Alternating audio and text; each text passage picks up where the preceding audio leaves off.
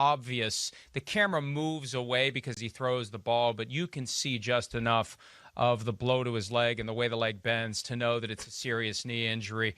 MRI shows that he suffered, as expected, a torn ACL, also a torn MCL, and other knee damage, which means a delicate and sensitive surgery, a concern after surgery for infection. And I vividly recall when Tom Brady had his knee surgery in 2008, he had infection issues for much of that year as he was recovering. And also, the later into the year that you suffer that torn ACL, the more challenging it is, Charean, to get ready for the next year. He surely won't be involved in off-season workouts. Will he be ready in time for training camp? Will he be ready in time for the regular season? And meanwhile, it's Ryan Finley and Brandon Allen as the options for the Cincinnati Bengals, and not a lot of other guys out there available. And we all have come to accept the reality that no one is going to call Colin Kaepernick, because no one at this point would choose having a more competitive quarterback over making whatever stupid-ass point the NFL's teams continue to try to make, all due respect. Yeah, they placed Burrow on injury reserve this afternoon, Mike, and they did call up Brandon Allen, so it's going to be Ryan Finley and Brandon Allen, and they're not going to be very competitive the rest of the way. And, you know, Joe Burrow, frankly, was the one reason you wanted to watch the Bengals, and I thought they were a different team and competitive despite their record. I mean, I wanted to see what he was going to do and how he was going to develop, and they were fun to watch with him at quarterback. And now the Bengals have turned back into the Bengals. The clock has struck midnight.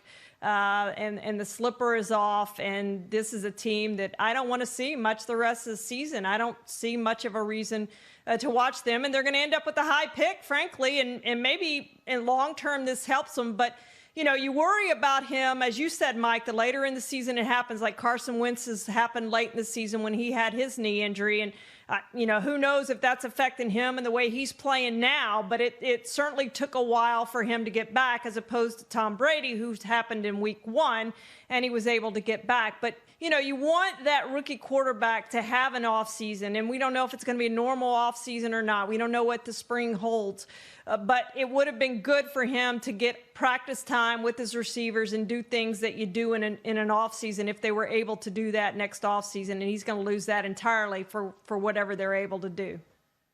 And speaking of Carson Wentz, another Carson who played for the Bengals, Carson Palmer, 2005 postseason, first throw of the game. Kimo von Oelhoffen came in low, came in hot before it was a penalty. And it's that plant leg. And I recall in 2006 when Carson Palmer was in the process of recovering, one of the big hurdles for him was mental.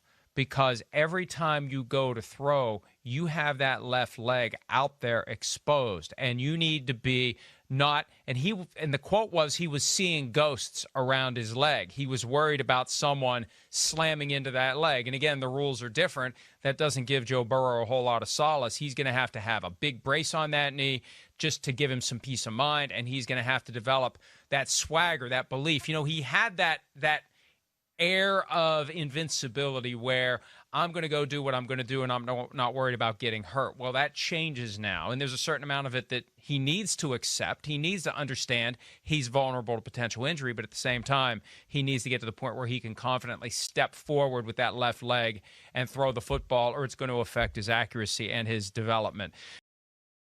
Hi, I'm Mike Tirico, and thanks for watching. Make sure to hit subscribe for the latest news and highlights from NBC Sports.